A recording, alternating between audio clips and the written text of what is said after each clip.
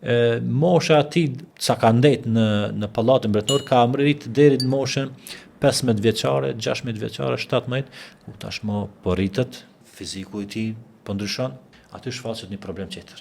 Zulejha tregon pëlqim ta thashëm dhe mahnitës ndaj Jusufit a.s. Aja e bën një plan të vetën, që të bjen në moralitet me Jusufin a.s. Për shkak pëlqimit të madh që e kishte. Vjen momenti kur një ditë për ditë po jetonin me një vend, me një pallat, takimet e shpeshta. Vjen momenti kur ajo ndahet me Jusufin me një dhomë dhe I mbyll dyert e dhomave, që mos depërtoj kurkush, edhe ajo I propozohet atij më së pari. I afrohet atij. Ndërsa Jusufi a.s.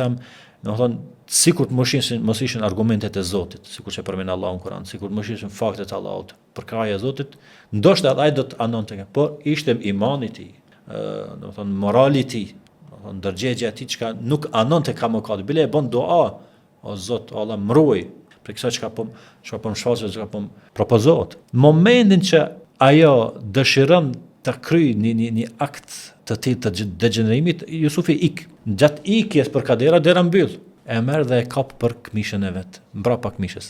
Dhe saq tërheqje e fortë, edhe ja shkryn edhe këmishën. Mbreti ishte duke qarkulluar jashtë. Edhe do me ditë se çka po ndodh, nga ajo hallakam që po ndëgjohet të mrena, mbret në shtëpinë e vet, do me ditë se çfarë duke ndodhur. E çel derën kur është.